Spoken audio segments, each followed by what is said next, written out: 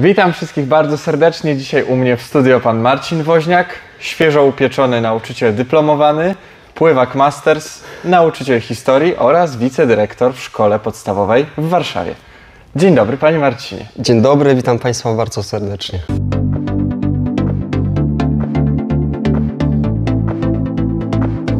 Panie Marcinie, ja bym chciał, żebyśmy dzisiaj spróbowali połączyć sobie troszkę to, co robimy na co dzień, czyli naukę w szkole, oraz to, co też robimy na co dzień, czyli pływanie, bo to też nieodzowny element twojego dnia, prawda? Zgadza się, już tak od paru lat. A dlaczego akurat pływanie? Dlaczego pływanie? Dlatego, że tak naprawdę od dziecka ciągnęło mnie do wody. Nigdy rodzice po kąpieli nie mogli mnie z tej wody wyciągnąć. No i tak gdzieś to pomału się we mnie rodziło. Później był taki drobny epizod w szkole podstawowej, kiedy próbowano mnie nauczyć pływać, ale nie szło za bardzo. Chyba musiałem do tego po prostu dojrzeć i ciekawe jest to, że ja tak naprawdę sam przełamałem się do tego sportu, będąc w górach w czasie wakacji razem z moimi rodzicami w hotelu, w którym mieszkaliśmy, był basen. No i tak sukcesywnie zacząłem tam chodzić, no i tam właśnie sam przełamałem pierwsze położenie się na wodzie, zanurkowanie, przepłynięcie basenu nie po długości, tylko bardziej po szerokości. I to mi sprawiało wielką frajdę i po jednej takiej wizycie poprosiłem mamę, żebyśmy poszli do sklepu, kupili okularki i tak się zaczęło. Tak zupełnie sam, nikt w tym nie uczestniczył? Tak zupełnie sam, tak zupełnie sam przełamałem te pierwsze lody. A wcześniej jakieś epizody ze sportem były? Czy to Nie. Pierwsza i jedyna miłość? Tak, pierwsza i jedyna miłość. No i tak już zostało do dnia dzisiejszego. Tylko z czasem człowiek bardziej do tego dojrzewał. Nabył po części trochę nawyków. No i teraz już tak możemy powiedzieć, że bardziej amatorsko, ale bardziej w stopniu zaawansowanym. Okej, a jakie są największe trudności w pływaniu twoim zdaniem? Jak już ktoś zaczął, później go może czekać takiego, gdzie może nastąpić? Znaczy, wydaje mi się, że taki pierwszy lęk, który człowiek musi pokonać, to jest po pierwsze przełamanie się i położenie na wodzie. Jak już to pokona, to już jest bardzo dużo pracy według mnie zrobione, dlatego że już człowiek ma wtedy takie przeświadczenie, że woda jest go w stanie unieść. Kolejną taką ważną rzeczą w moim odczuciu jest to, jak bardzo jesteśmy wyćwiczeni. Czy możemy się rozluźnić, czy też nie. Bo jeżeli będziemy leżeć na tej wodzie jak kłoda, no to z automatu ta woda nas w żaden sposób nie utrzyma, no i pójdziemy na dno, tak? Więc to też ma w moim odczuciu taki ważny krok ku temu, żeby zacząć się przełamywać, tak? I uwierzyć w to, że ta woda faktycznie może nasze ciało unieść ku górze, tak?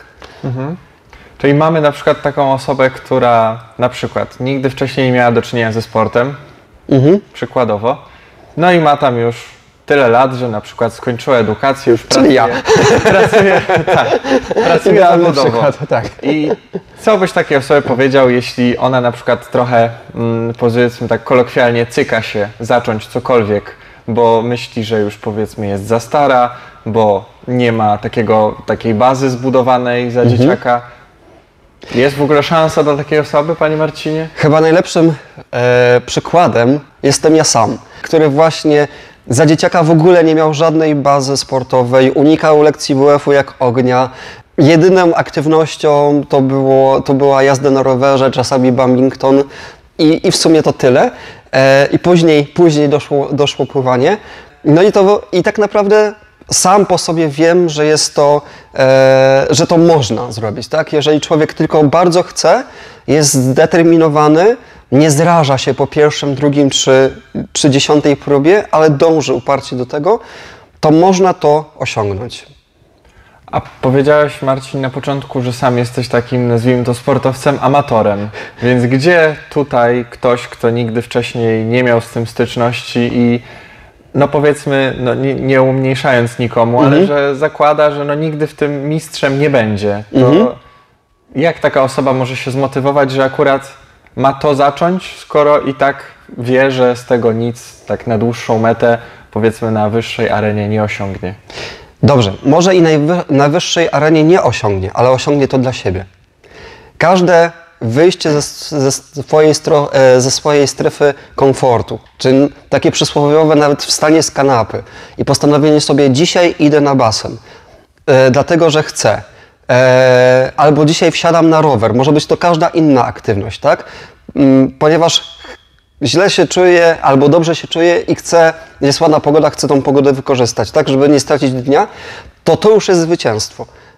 Zwycięstwo takie drobne, małe, ale jednak zwycięstwo, tak? I już jesteśmy, nie chcę kategoryzować ludzi, dzielić ich na lepszych i gorszych, ale jesteśmy tym krok do przodu, bo spróbowaliśmy, bo podjęliśmy to wyzwanie, które pchnęło nas do przodu. Czyli trzeba by znaleźć motywację w takich codziennych rzeczach. Dokładnie, bardzo takich przyziemnych, codziennych rzeczach, no i później z czasem tą motywację sobie przesuwać, czy cele sobie wyznaczać nowe, które też będą pchały tego człowieka do przodu. Mhm. A powiedz Marcin, jak często trenujesz? Ja obecnie trenuję 4 razy w tygodniu. Zawodowcy by powiedzieli, że bardzo mało. Dla mnie w obecnej sytuacji, w której jestem, jest to chyba maksimum czasu, które mogę na to po prostu poświęcić. No i dlatego też staram się, żeby każda jednostka treningowa dać siebie maksimum swoich możliwości. Różnie z tym jest, ale przeważnie się udaje. Tak? Czasami wiadomo, że człowiek może mieć lepszy bądź gorszy dzień, tak? Chociażby pod kątem samopoczucia, ale jeżeli ja idę na trening z nastawieniem będzie super, ciekawe co dzisiaj będziemy robić, ciekawe czy uda mi się, tak? Ale ja chcę zrobić ten trening, to już i wchodząc na basen, tak? Czy przychodząc tutaj, mam zupełnie inne przeświadczenie, bo ja chcę.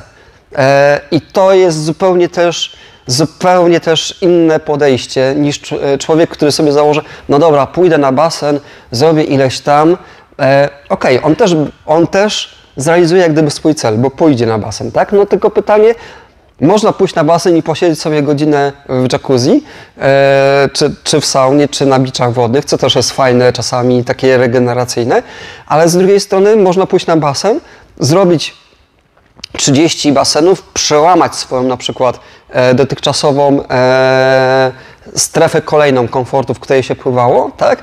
I wyjść z tego basenu, dzisiaj zrobiłem coś niesamowitego, pobiłem jak gdyby swój dotychczasowy dystans. I to też jest mega takie motywujące, więc warto sobie takie bardzo proste, zwyczajne, ludzkie cele wyznaczać i z nimi iść na basen i wtedy ten trening zupełnie inaczej, też sama obecność, tak, na basenie zupełnie inaczej człowiek ten czas wykorzysta. A też wspomniałeś, że są dni lepsze i gorsze. Wiadomo, że we wszystkim tak jest. Tak. Ale jak jest taki dzień, że nie wiem, zarwałeś noc, bo coś, albo nie spałeś, bo coś, albo masz tak dużo rzeczy w głowie jeszcze niepoukładanych, że ten trening jest ci zupełnie nie po drodze, a mimo to według planu idziesz na niego, to on się dużo różni od takiego, jakbyś miał luźną głowę, nic by cię nie męczyło, czy jest coś takiego, że on jest taką barierą do momentu, kiedy się nie zacznie, a jak się zacznie, to o wszystkim zapominasz i to schodzi na dalszy plan? Bardzo dobre pytanie. Ja opowiem tak. Jeżeli jest taka sytuacja na przykład w takim okresie 2-3 miesięcy przed zawodami, to wtedy po prostu nie ma bata.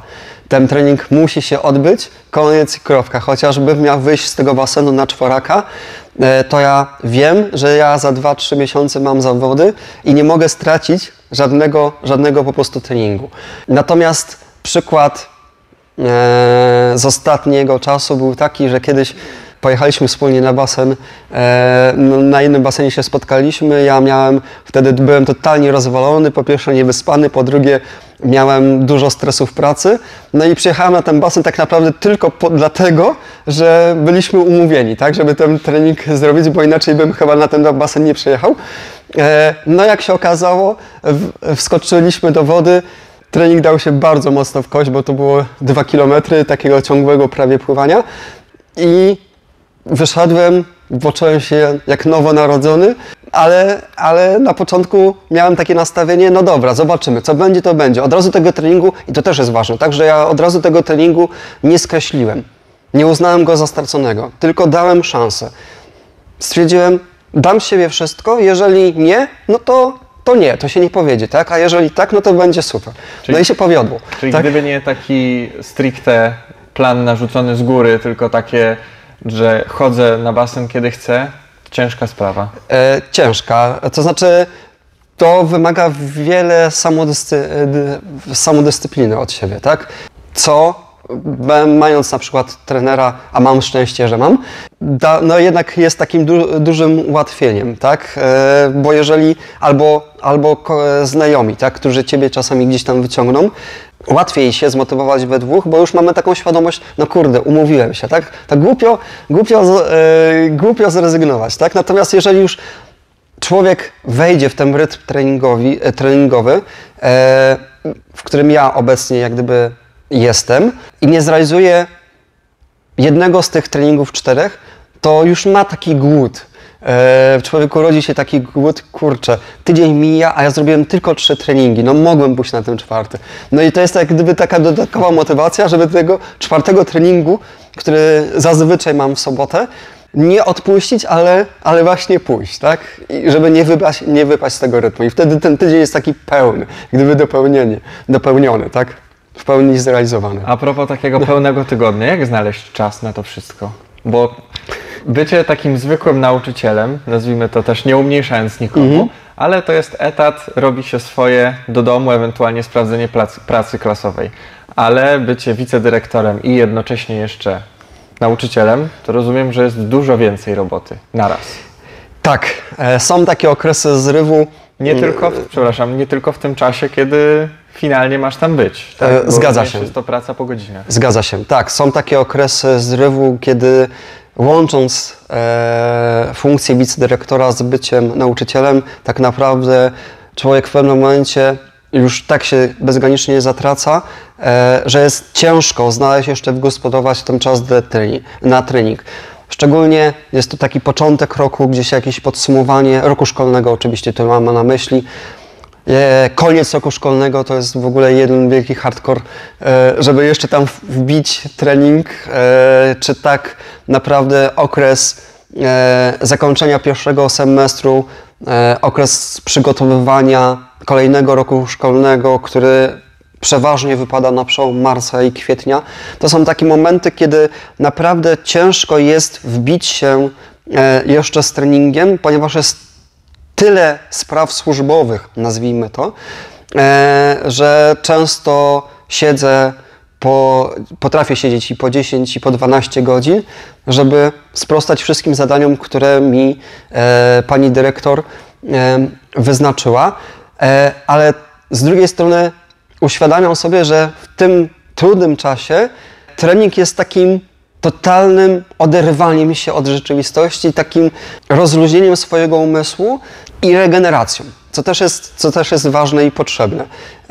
Bo ja widzę, że jeżeli nawet wygospodaruję ten czas na trening, co mi się przeważnie udaje jakoś to pogodzić, to ja po treningu, pomimo tego, że czasami jestem zjechany fizycznie, to zregenerowany psychicznie i ja zupełnie inaczej do pewnych rzeczy podchodzę i mam kolejne nowe pomysły, jak dany problem na przykład można rozwiązać, tak? Czy jakąś sprawę można rozwiązać tak, żeby była usatysfakcjonowana jedna i druga strona. Takim też czymś, co mi osobiście ułatwia bardzo łączenie właśnie tej pracy zawodowej z życiem rodzinnym, tak? I jeszcze z treningami, to przede wszystkim chyba są ludzie. Dlaczego? Dlatego, że w domu wyrozumiałość mojej Magdy jest olbrzymia i ogromna. Na wiele rzeczy przymyka mi oko, za co jestem jej wdzięczny. Też mamy swoje zasady i obowiązki, które musimy po prostu zrobić, bo nikt za nas tego nie zrobi, tak? No ale ta właśnie wyrozumiałość ze strony mojej Magdy, tak?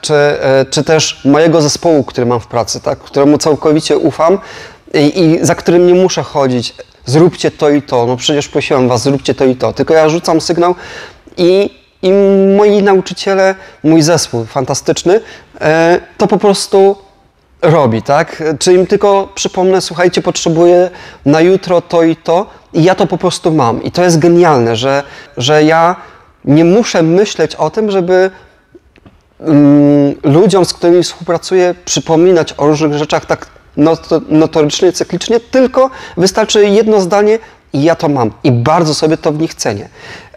Bo to też jest takim wielkim ułatwieniem. No właśnie. I odciążeniem mnie w tej sytuacji. Tak? No i też wiadomo, że tutaj muszą być jakieś kompromisy. Stąd też przychylność pani dyrektor, która zgadza się czasami, żebym popracował zdalnie, co jest też takim dla mnie dniem regeneracji. Że ja mogę wstać ciut później, nie na przykład o 6, tylko o 7, a godzina snu to jest bardzo dużo, po to, żeby zostać w domu i pewne rzeczy móc zrobić sobie z domu, nie być rozproszonym, tylko właśnie skupić się na tym konkretnym zadaniu. I to jest też taka efektywna, to podnosi bardzo moją efektywność pracy. Okej. A trening rano czy wieczorem?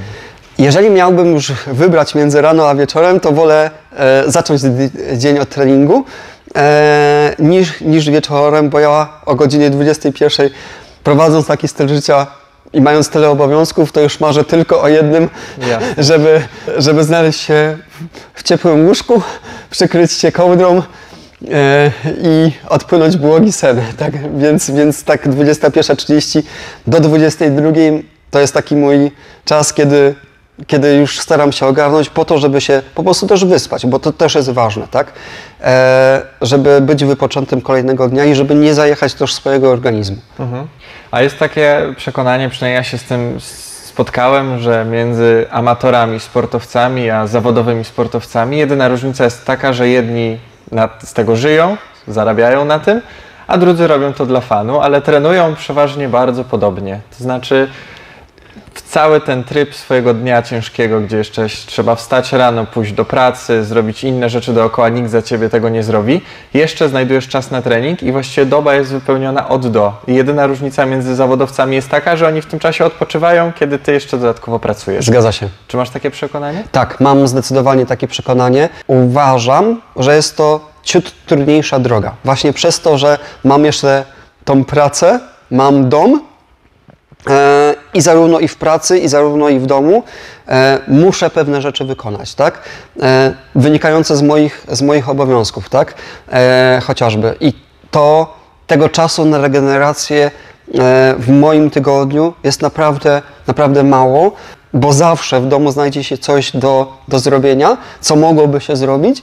Czasami ja to odkładam po to, żeby właśnie zyskać na regeneracji. Czasami wracam w sobotę po treningu do domu, kładę się na godzinę, śpię, wstaję i dopiero działam, tak? Ale ta godzina snu nawet w ciągu dnia jest ważna po to, żeby wypocząć, tak? Po to, żeby nabrać sił do kolejnych wyzwań, które stają. Więc z tego powodu uważam, że życie takiego zawodnika amatora, jakim jestem ja, jest troszeczkę trudniejsze niż życie takiego olimpijczyka, tak?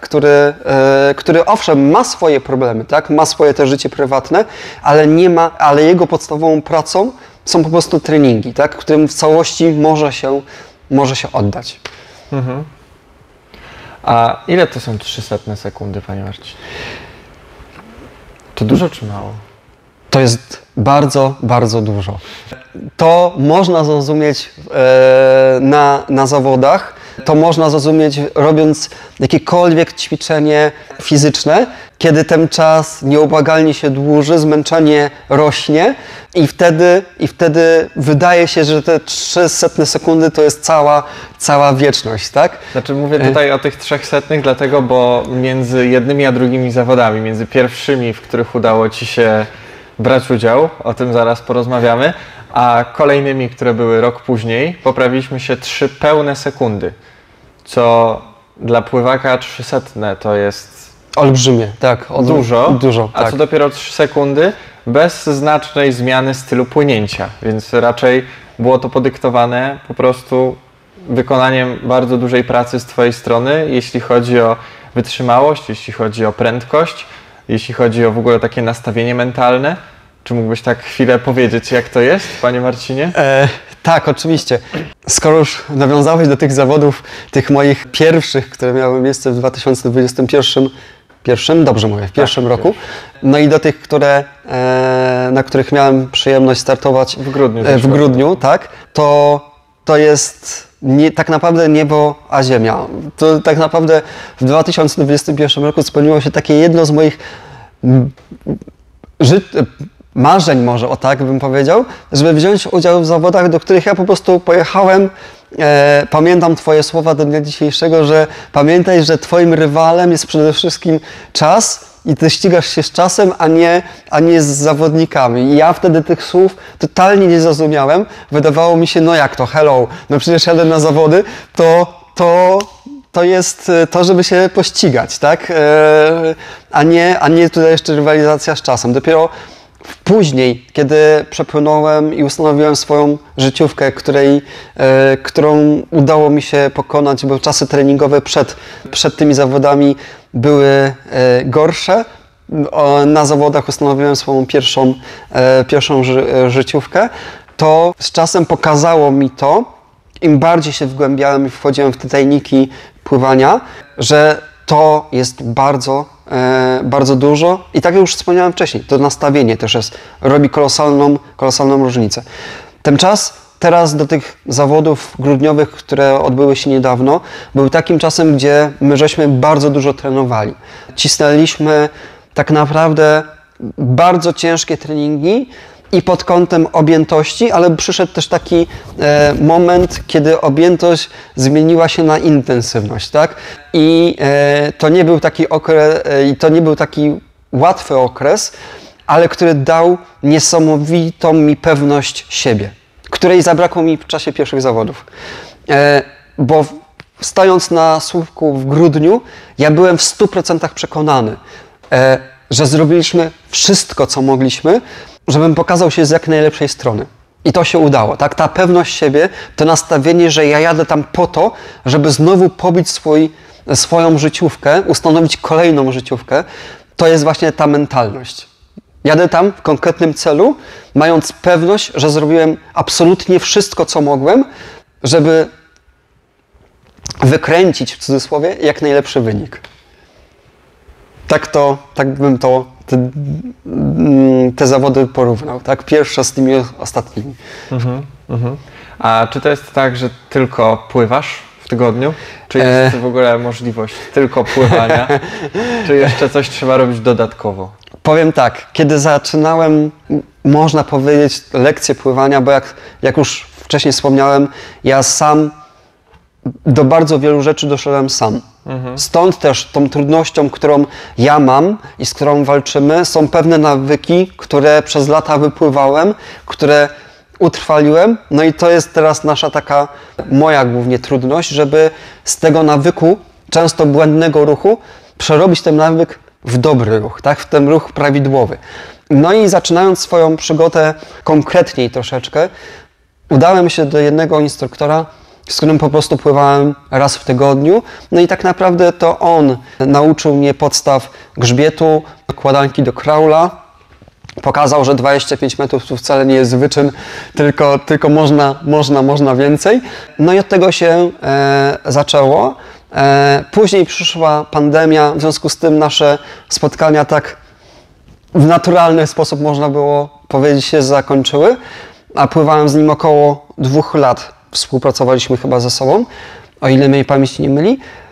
No i cóż, i we mnie w ten czas pandemii rodził takie pragnienie, że ten jeden raz w tygodniu plus 1 albo 2 razy w tygodniu, jak chodziłem sam, to za mało, jak chcę czegoś więcej, tak?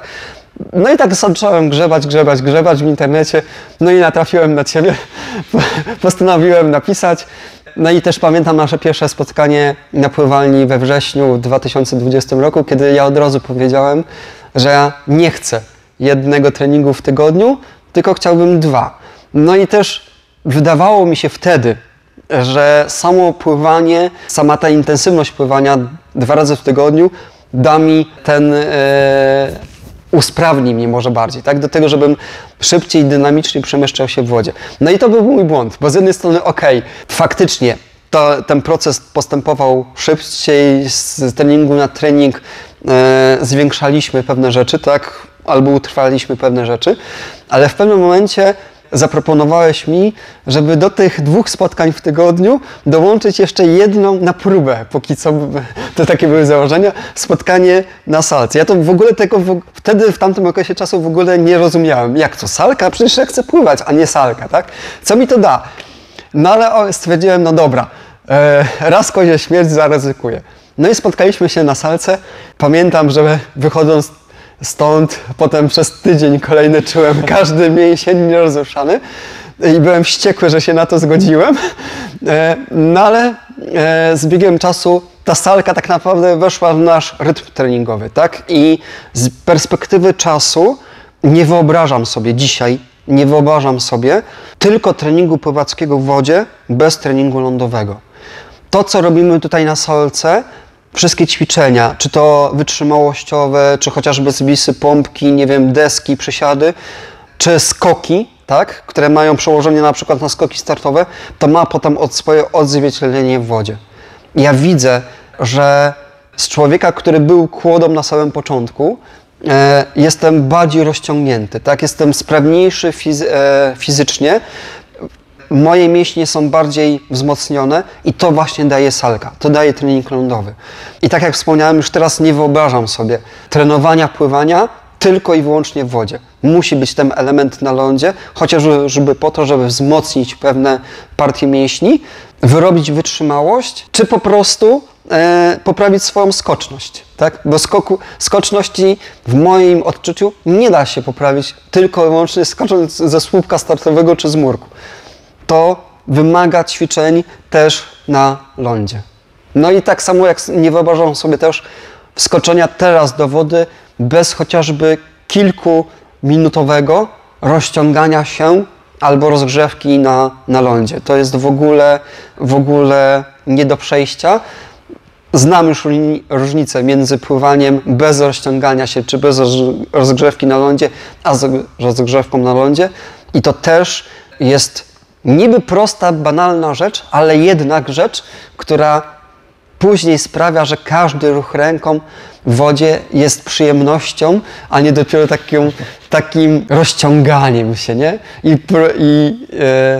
No właśnie, ten początek treningu zaczyna się na lądzie, a kontynuacja jest w wodzie. No i tak samo po treningu, po rozpływaniu ważne jest to, czego też już sobie ten nawyk bardzo wyrobiłem. Ważne jest to, żeby poświęcić te kilka minut, nawet kosztem dopłacenia do biletu, tak? Wstępu na basen, żeby się rozciągnąć. Bo kiedy człowiek się rozciąga, potem nie ma problemu z tak zwanymi zakwasami. Może przepłynąć i 2 km, wyjść z wody, rozciągnąć się i o zakwasach można w ogóle zapomnieć, tak? I to jest właśnie to, czego... Ktoś już jest taki zaawansowany. No okej, ale to jest coś, co właśnie skłoniło mnie i przekonało do tego, że to jest ważne. Niby czasami tak stojąc z boku można głupio spojrzeć na takiego człowieka, co on robi. Powinien już skoczyć do tej wody i pływać, ale mega istotny i ważny element. Fajnie, że o tym powiedziałeś, Marcin. To mam ostatnie 2 pytanka do Ciebie. Chciałem zapytać, jakie są plany na ten rok? Jakie są plany na ten rok?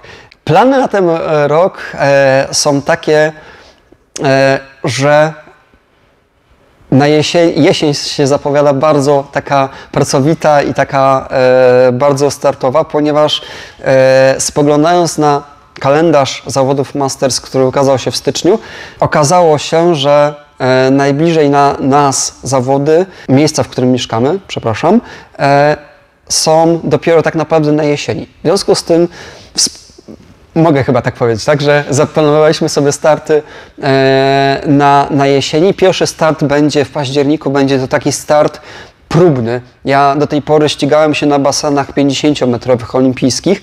Nie mam doświadczenia jeszcze z basenami 25-metrowymi. Stąd właśnie ten pierwszy start będzie w Łomży na basenie 25-metrowym. I będzie to taki start próby sprawdzenia się, co by jeszcze udoskonalić. A najważniejsze zawody, które w tym roku wyznaczyliśmy sobie, to są zawody, które będą trwały 2 albo 3 dni, zawody w Łodzi, tak zwane zimowe Mistrzostwa Polski. Też na basenie 25-metrowym. Już mam pewne tam cele, które chciałbym. Już o tym zaczynam pomału myśleć, czyli zaczynam tak naprawdę też taki proces przygotowawczy już pomału do tego pod kątem mentalnym, tak, że chcę postawić te zawody jako taką perełkę, no i spróbować swoich sił tam. Jak się uda, super. Jak się nie uda, no okej. Będzie jakiś głód pragnienia, żeby poprawić się następnym razem, ale przynajmniej będzie to zrobione ten krok do przodu i zdobyte doświadczenie, co jest niesamowicie cenne i ważne. Tego nie da się zdobyć nigdzie indziej, jak tylko stając na słupku startowym, czując tą adrenalinę, czując ten klimat, czując bliskie osoby, które są na trybunach i dopingują. To jest coś niesamowitego. Życzę każdemu, żeby chociaż raz w życiu tego doświadczył, czego ja mogę doświadczyć. No i taką już ewidentną wisienką na torcie sentyment do zawodów, które mam od 2 lat, to jest warszawianka w grudniu, gdzie chciałbym ustanowić kolejną swoją życiówkę na 50 kraulem. Zresztą już też mam 3 sekundy. Też zobaczymy o ile. Każda sekunda będzie na wagę złota i każda sekunda, nawet 100 sekundy sprawi wielką radość, że udało się ten czas pokonać i wielką satysfakcję i to będzie. I to jest najpiękniejsze podziękowanie za ten cały trud okresu przygotowawczego, gdzie też z wielu rzeczy trzeba zrezygnować właśnie po to, żeby dać siebie wszystko w tym jedynym dniu i to jest genialne. Nie ma piękniejszej rzeczy, jak wyjść z basenu po wyścigu. Nieważne, czy będzie to pierwsze, drugie czy trzecie miejsce. Owszem, miejsca są ważne, ale przede wszystkim najważniejsze chyba w tym wszystkim to, co ja zrozumiałem, czego doświadczyłem przez swój pryzmat 3 startów, tak, 3 zawodów, to jest to, żeby wyjść z tego basenu z poczuciem, że ja zrobiłem wszystko, że pobiłem czas, wielki szacun, tak, ale przede wszystkim, że dałem z siebie wszystko i to jest moja wygrana. A miejsce, to czy będzie to 4., 5. czy 3., czy 2., czy daj Boże może kiedyś pierwsze, nie wiem, chociaż moim marzeniem jest to, żeby zdobyć kiedyś chociaż brązowy krążek, to jest właśnie ta największa satysfakcja, ta radość, ta euforia, z którą to jest nie do opisania, co człowiek wtedy wewnętrznie przeżywa i ten wybuch radości, tak, który jest. Bardzo genialne doświadczenie i tego też życzę wszystkim tym, którzy chcieliby w przyszłości spróbować pływania albo każdego innego sportu, bo to nie tylko dotyczy pływania tak naprawdę. W moim przypadku tak, ale przy innych osobach może być zupełnie inaczej. To czego, Marcin, Ci mogę życzyć? Poza tym, żebyś się poprawił, spełnił marzenia i trwał cały czas w tym, co robisz. Jest jakaś taka rzecz? Właśnie chyba wszystko wymieniłeś. Wszystko już jest, tak? Chyba wszystko wymieniłeś. Właśnie tego, żebym wytrwał w tym dziele, którym podjąłem, tak, żeby zdobyć chociaż jeden krążek, który będzie takim ukoronowaniem tego całego czasu, okresów naszej wspólnej współpracy, ale też i trudu, i wysiłku, i rezygnacji z wielu rzeczy.